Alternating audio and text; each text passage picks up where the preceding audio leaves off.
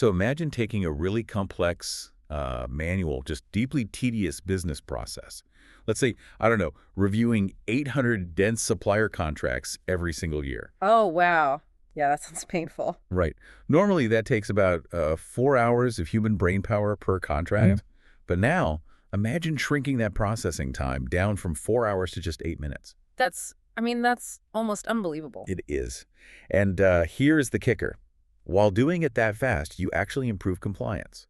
So my question to you listening right now is, what would you do with all that reclaimed time? Yeah, that's the real question, isn't it? Exactly. And this isn't some hypothetical scenario. AetherLink, which is a Dutch AI consulting firm, they just published this comprehensive guide on how European enterprises are, well, actually doing this right now. It's a staggering shift, honestly, in operational reality. I mean, we aren't talking about marginal efficiency gains anymore. We're talking about fundamentally rebuilding the architecture of an enterprise. And that brings us to the core of today's deep dive. We are exploring AetherLink's article, Agentic AI and Multi-Agent Orchestration, Eindhoven's Enterprise Guide. Right, and AetherLink is really driving a lot of innovation in this space right now. They are. They have these 3 product lines. Yeah. Aetherbot for AI agents, Aethermind for AI strategy, and AetherDV for AI development. Yeah. And we've tailored this analysis specifically for you, the European business leaders, CTOs, and developers who are, actually in the trenches evaluating AI adoption. Because you're way past the hype cycle at this point. Exactly. You're trying to figure out how to deploy these systems at scale without, well, breaking your infrastructure or running afoul of regulators. And the context here is just absolutely crucial because the underlying technology has shifted. Like if you look at the 2025 McKinsey Survey data, 74% of enterprises are prioritizing AI spending. Which is huge. It is. But the biggest slice of that investment pie, it isn't going towards standalone chatbots anymore. It's going toward agentic systems. Because the 2026 enterprise landscape really demands autonomous, agent teams that coordinate with each other and drive measurable business value without needing a human to hold their hand every step of the way. Because traditional AI tools just answer questions, right? Exactly. Agentic AI executes workflows. The way I look at it, it's sort of the difference between a highly advanced calculator and, a proactive intern. Oh, that's a great way to put it. Because traditional AI is super powerful, but it only works when you sit there and press the buttons. Agentic AI is the intern. You give them a goal, they assess the environment, they figure out what files they need. They ask another department for help if they're missing data. Yes. And then they just complete the project. Yeah. But to understand how that intern actually functions, we really need to look under the hood at the shift in reasoning models, particularly things like Google's Gemini 3. Right, because the defining characteristic of an agentic system is autonomy coupled with environmental awareness. Meaning what exactly? Meaning, it doesn't just read a prompt and spit out an immediate guess. It perceives the real-time state of your systems. And the mechanism powering that shift, well, what's fascinating here is the introduction of what they call thinking tokens. Okay, so my understanding as a developer is that a standard language model basically just predicts the next most statistically likely word based on its training data. Yeah, right? pretty much. And it does this in one continuous immediate pass. So how does a thinking token actually change that underlying compute mechanism? Well, instead of forcing the model to generate the final output right away, a thinking token initiates this extended internal reasoning phase. Oh, I see. Yeah, the AI is explicitly allocating computational effort proportionally to the complexity of the problem. Mechanically, it uses these tokens to generate a hidden chain of thought. So it's basically talking to itself. Exactly. It formulates a plan, it tests a hypothesis internally, realizes it might be missing context. Retrieves that context. Right. And evaluates its own logic before it ever generates the first word of the actual output that you see. So it isn't just taking longer.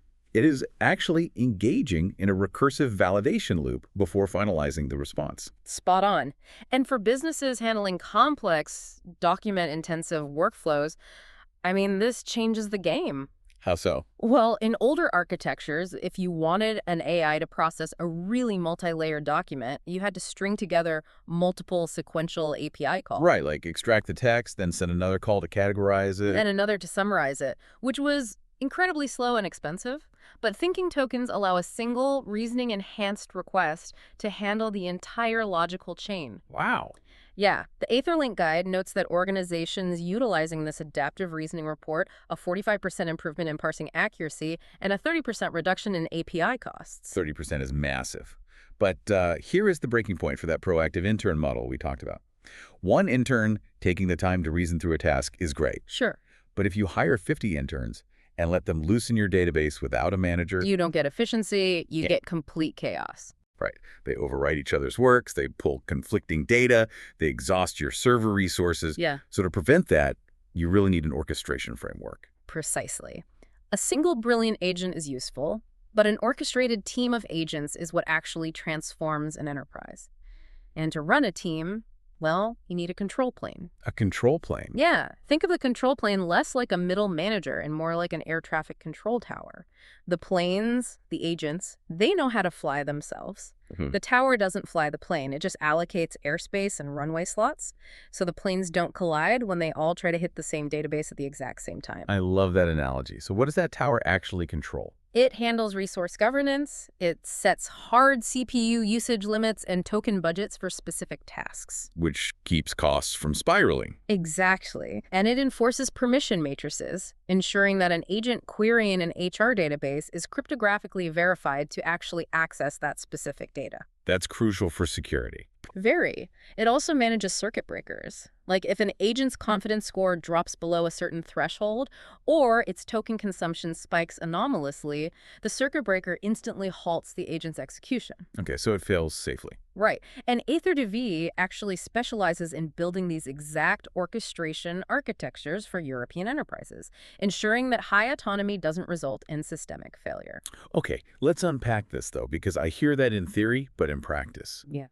If an agent has to constantly pause, check a permission matrix, log an audit trail, check its token budget, and query a compliance agent before taking a single action, I see where you're going. surely that introduces immense latency into the system. Yeah. Aren't we just recreating digital middle management? How is that taking us from a 4-hour contract review down to 8 minutes?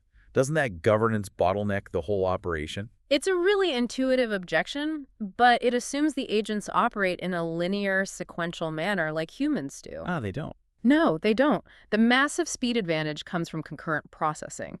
When a document enters the system, the control plane doesn't make the agents wait in line. Right. It routes specific components of the task to specialized agents simultaneously. The compliance agent is verifying regulatory rules at the exact same millisecond the data extraction agent is pulling pricing tables. Oh, wow. Yeah, the governance checks aren't a bottleneck at all. They're happening in parallel at the speed of compute. I see. So the governance actually allows you to unleash parallel processing safely. Let's ground this in the real world, because the AetherLink guide tackles something pretty much every CTO listening deals with, which is unstructured data. Oh, the nightmare of unstructured data. Yes. We're talking about contracts, invoices, regulatory filings. For years, the legacy approach to this was OCR and regex. But old OCR reads a page like a typewriter, top to bottom, left to right. Right, which completely breaks down with complex layouts. Exactly. If a table spans 2 columns, OCR just jumbles the text together into a completely unusable mess. Which is why traditional OCR workflows plateaued around 60 to 75% accuracy.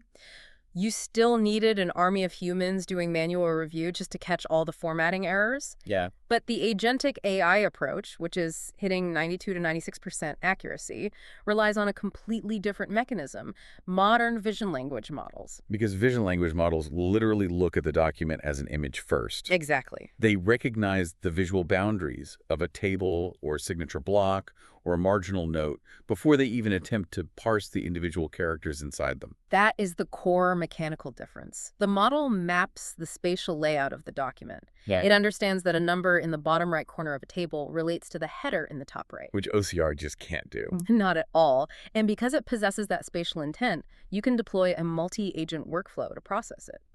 Breaking the problem down into specialized micro-roles mirrors how humans tackle complex tasks, but it does it flawlessly at scale. Here is where it gets really interesting.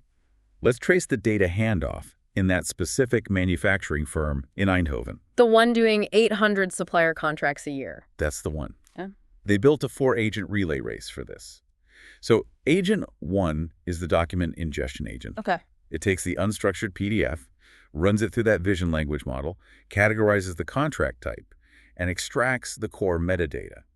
Then it passes the structured data to Agent 2. Right. Agent 2 is the clause extraction agent. And this is where those reasoning models we talked about really shine. Oh, definitely. It isolates critical clauses like payment terms, delivery schedules, liability caps, but it doesn't just extract them. It dynamically queries the enterprise's internal policy database. And compares them. Exactly. It cross-references the extracted terms against the company's approved standards, and then it flags any deviations. Which then triggers Agent 3, the risk assessment agent. This agent ingests the deviations flagged by Agent 2, runs them through the company's risk matrices, calculates a weighted risk score for the entire contract, and highlights the specific clauses that actually require human negotiation. And finally, Agent 4, the integration agent, takes that finalized data package. It automatically updates the ERP system, routes the document to the correct SharePoint folder, and pings the relevant human stakeholders with a targeted brief. It's incredible. The result is that the human reviewer only steps in at the very end, and they're only looking at the specific risk points identified by Agent 3. That is how you get from 4 hours down to 8 minutes. The humans aren't reading the boilerplate. They are only applying judgment to the roughly 15% of contracts flagged as high risk. Yeah. Which, according to the case study, saves the company 180,000 euros annually and pushes compliance accuracy from 87% to 98%. It's massive. But let's talk about the elephant in the room here. Cloud compute costs. Yeah. How do we prevent a simple data entry task from racking up a massive AI cloud bill? Because if token burn is the primary operating expense, my instinct as the developer is to just throttle the API calls or, hard code the responses. Sure, yeah. But you can't do that with an autonomous system that needs to actually think, can you? Well, you can't hard code an autonomous system without breaking its ability to reason, no. But you absolutely can optimize its architecture. How? Well, a poorly designed workflow might burn 5,000 tokens on a simple classification task, but you rein that in through structural choices. First, you implement prompt optimization. Right. By systematically distilling the instructions down to their mathematical minimum, removing conversational filler and formatting instructions efficiently, you reduce token consumption by 30 to 40% right out of the gate. Okay, but what about caching? Because if an agent is checking every single contract against the same 50-page corporate policy handbook, processing that entire handbook for every single API call would bankrupt a department. Exactly, and that is where semantic caching comes into play. If we connect this to the bigger picture, instead of sending the entire handbook as context every time, the system generates embeddings. Which are mathematical representations. Exactly. It generates embeddings of the policy document and stores them locally. When the agent encounters a liability clause, the system performs a vector search against the cache, retrieves only the 2 relevant paragraphs from the policy, and sends just those paragraphs to the reasoning model. Wow. Yeah, you're paying to process 100 tokens instead of 10,000. And I imagine model routing plays a huge role here, too. Like, you don't need your most expensive, heavy-duty reasoning model to figure out if a document is an NDA or an invoice. Intelligent model routing is absolutely essential. You direct the simple, low-stakes tasks to smaller, highly efficient models, like Claude Haiku or GPT-4a-Many. Makes sense. And you reserve the massive compute-heavy models, like Claude Opus, strictly for the risk assessment agent that actually needs to evaluate complex legal liabilities. You combine that with the thinking token budgets we discussed earlier, ensuring an agent doesn't enter an infinite reasoning loop over a blurry PDF, and the costs become highly predictable. That covers the financial risk beautifully. But for our audience, the regulatory risk is just as daunting. Oh, without a doubt. The EU AI Act is the strictest framework in the world. If 5 different autonomous agents are interacting, passing data, and calculating risk scores that influence a business decision, well, how do you establish clear accountability? You can't just tell a regulator, hey, the AI made the call. No, definitely not. The EU AI Act requires profound explainability, particularly for anything categorized as a high-risk system. Right. But multi-agent architectures actually handle this better than monolithic models, provided the control plane is built correctly. Really? How so? Because the task is broken down into micro-roles, the control plane generates a granular, deterministic audit log for every single handoff. Oh, I get it. Yeah, it records exactly what data agent 1 extracted, the exact policy agent 2 referenced, and the exact mathematical weight agent 3 applied to the risk score. So if a regulator demands to know why a specific supplier was flagged, You aren't trying to reverse engineer some black box. Exactly. You have a time-stamped ledger of the exact logical chain. But you also have to prove the system doesn't harbor implicit biases or, fail under edge cases. How do you deploy this without basically crossing your fingers and hoping for the best? You deploy through rigorous automated testing frameworks. The guide highlights AetherDV's approach to this, actually. Before an agentic system is ever allowed to touch production data, it is run through thousands of simulated edge cases. Like what? The testing framework feeds the agents corrupted PDFs, contradictory clauses, highly unusual data formats just to verify how the circuit breakers respond.